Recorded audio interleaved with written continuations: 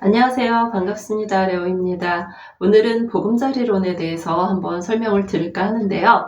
보금자리론은 이제 과거로 다시 돌아갔다라고 생각을 하시면 될 것 같습니다. 작년에 특례 보금자리론이 굉장히 핫한 상품이었는데요.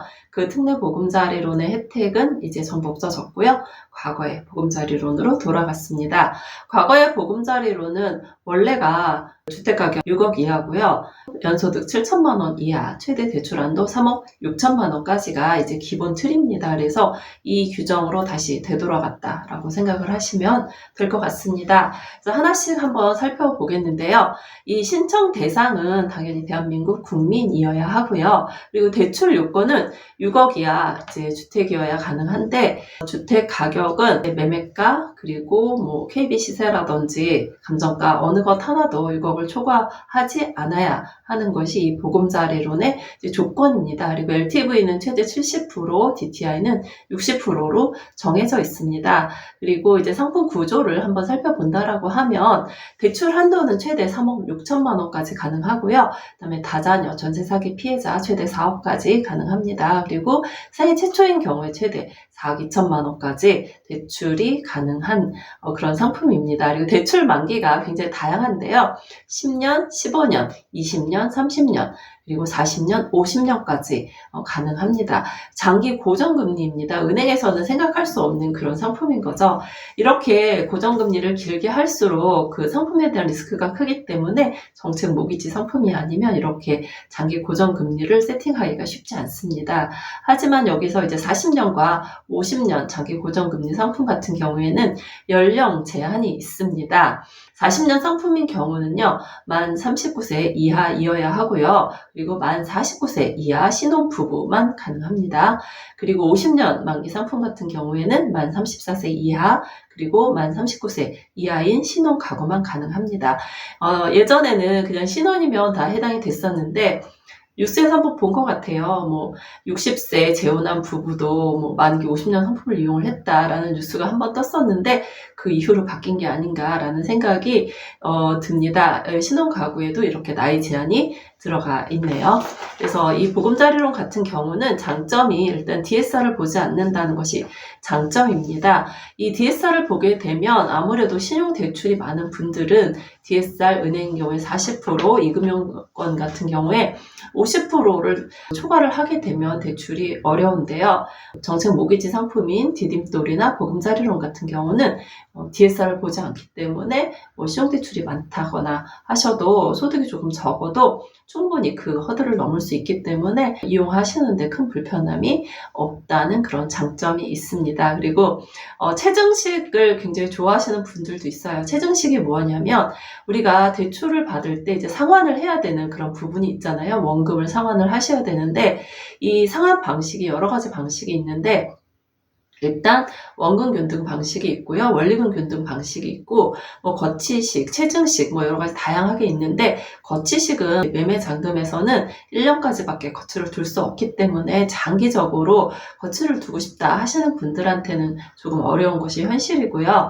원리금 균등은 이제 가장 많이 선택하는 방식인데요. 원금 갚고 이자가 매달 똑같은 금액으로 이렇게 100만 원, 100만 원, 100만 원 이렇게 통장에서 빠져나가게 되는데요. 여기서 처음에는 이제 이자 부분이 훨씬 크고요. 원금은 조금 갚고 이제 시간이 지날수록 원금을 많이 갚는 그런 구조로 진행이 되는 게 원리금 균등이고요. 원금 균등 같은 경우는 원금을 30년으로 나눈 다음에 뭐 40년으로 나눈 다음에 그러면 이제 매달 원금은 똑같이 나가고 원금을 갚는 대신에 이자가 줄어드는 그런 구조입니다. 그리고 체증식 같은 경우는 처음에 원금을 거의 갚지 않습니다. 뭐 예를 들어 1,000원, 2,000원 뭐 이런 식으로 조금씩 이렇게 늘어나게 되고요.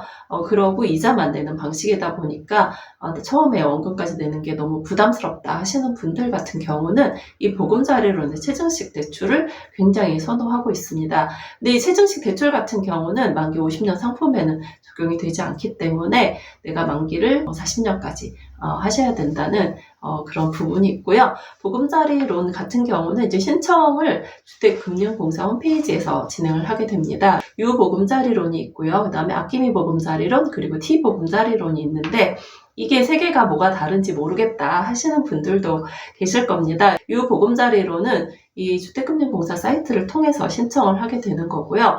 여기서 은행 상담사 분들이 도와줄 수 있습니다. 그래서 그분들이 도와주면서 진행을 하는 게 유보금자리론이고요. 아낌이 보금자리론 같은 경우는 전자약정으로 모든 것을 나 혼자 해결을 해야 된다라고 생각을 하시면 될 것 같은데, 많은 분들이 혼자서도 가능하신 분들은 하시면 되겠습니다. 그리고 T보금자리론 같은 경우는 은행에서 신청을 하는 그런 상품인데요. 아낌이 보금자리론보다 이 두 개의 보금자리론은 금리가 0.1% 정도 높다라고 생각을 하시면 될 것 같습니다. 보금자리론 같은 경우는 매월 말 금리가 공시가 됩니다. 매달 말일에 그 즈음에서 나오는 금리로 그 다음 달 금리가 적용이 됩니다. 지금 같은 경우 금리가 좀 상당히 높은 편에 속해 있습니다. 그래서 은행 금리보다도 좀 많이 높은 편이에요. 예를 들어서 가장 저렴하다는 아낌이 보금자리론 같은 경우도 지금 10년인 경우에 4.2%고요. 그 다음에 50년인 경우에 4.5%로 정해져 있는데, 이 경우는 이제 우대금리를 하나도 받지 못하는 분들이 이제 적용받는 금리이고요.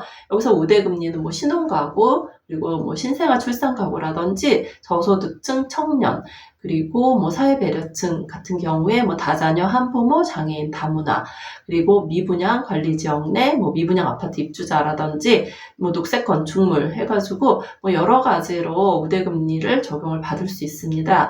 이 우대금리를 적용을 받게 되면 3%대로 금리가 내려갈 수 있기 때문에 그 은행 금리보다도 저렴하게 이용을 할 수 있는 부분이 남아있는 거죠. 금리는 이렇게 살펴보시면 될 것 같고요. 대출 요건까지는 살펴봤고, 상품 구조를 한번 살펴본다라고 하면 보금자리론의 LTV와 DTI를 살펴보셔야 됩니다. LTV, DTI가 굉장히 낯선 단어다라고 생각을 할 수도 있지만, 우리가 대출을 받으려면 LTV, DTI는 이제 숙지를 하셔야 되는데, LTV라는 거는 그 집값의 비율이라고 생각을 하면 됩니다. 집값이 6억이다 그러면 70%까지 가능하면 6, 7이 42, 4억 2천만 원이 대출이 돼야겠지만, 이 보금자리론의 최대 대출 한도는 3억 6천이기 때문에 3억 6천까지 대출이 가능하다는 것이 LTV입니다. 그래서 집값의 몇 %까지 대출이 되느냐, 이것이 이제 LTV라고 생각을 하시면 되고요. DTI라는 건 이제 소득 대비 대출이 가능한 그런 것입니다. 그래서 DTI 60%를 넘게 되면 대출을 줄여야 되기 때문에 우리가 소득 대비 얼마까지 대출이 되는지를 한번 살펴보면 될 것 같은데, 정확한 것은 우리 DSR 계산기, DTI 계산기를 통해서 한번 살펴보셔야 될 것 같고요. 기존에 이제 부채가 있는 경우는 부채를 다 포함해서 넣어주셔야 됩니다.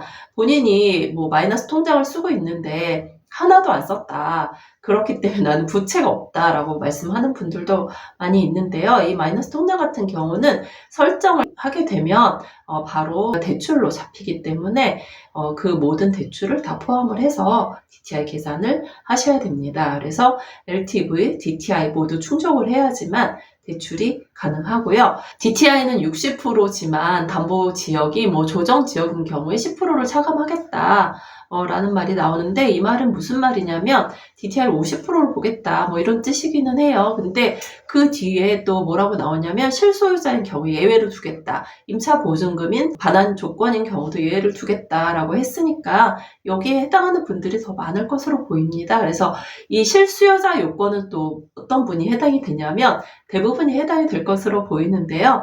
그 실수요자 요건은 무주택자인 경우, 그러니까 처분하시는 분이 아니라 무주택자인 경우가 실수요자 요건에 해당이 되고요. 연소득 7천만 원 이하인 분들이 해당이 되겠습니다. 대출 한도는 이제 3억 6천인데 다자녀 전세 사기 피해자인 경우에 4억 2천만 원까지 가능하고, 세계 최초인 경우는 최대 4억 2천만 원까지 가능합니다. 세계 최초인 경우는 대출 한도가 최대 80%이기 때문에 필요하신 분들 같은 경우는 최대 대출을 이끌어낼 수 있다고 생각을 하시면 될 것 같고요. 대출 만기 상환 방식은 아까 설명을 드렸고요. 그리고 조기상환 수수료가 요번에 좀 바뀌었습니다. 조기상환 수수료라는 거는 내가 대출을 받은 다음에 보통 3년까지는 상환을 하게 되면 약간 페널티를 물게 되어 있는데요. 그 상환 수수료가 은행 같은 경우 보통 1.2%에서 1.5%까지로 정해져 있는데, 이 보금자리론 같은 경우는 요번에 이제 0.7%로 발표가 되었습니다. 그러니까 은행보다는 굉장히 저렴한 거죠. 그래서 중도상환 수수료가 굉장히 적게 설계가 되어 있고요. 전세 사기 피해자 같은 경우는 중도상환 수수료를 받지 않기 때문에 이런 피해가 있는 분들 같은 경우에 잠깐 이용을 해야 된다 하시는 분들은 또 보금자리론 이용하면 좋을 것 같습니다. 그래서 요번에 달라진 보금자리론의 개요에 대해서 한번 살펴봤는데요. 제 신청은요, 주택금융공사 홈페이지에서 진행을 하게 되고요. 여러분들도 보금자리론을 받을 예정이신 분들 같은 경우는 한국주택금융공사 홈페이지를 통해서 진행을 하시면 될 것 같습니다. 그래서 많은 분들이 디딤돌 대출이 좋은가요? 보금자리론 대출이 더 좋은가요? 라고 문의를 하시는 분들이 많은데요. 디딤돌 대출은 아무래도 주택 가격이 더 저렴해야지만 받을 수 있는 대출이고요. 연소득도 더 저렴해야지만 받을 수가 있습니다.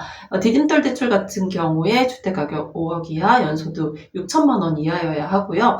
보금자리론 같은 경우는 주택가격 6억 이하, 연소득 7천만 원 이하인 분들이 가능합니다. 금리 면에서는 디딤돌 대출이 훨씬 더 유리하기 때문에 여러분들이 대출을 비교를 했을 때 디딤돌 대출이 가능하면 디딤돌 대출 받으시고요.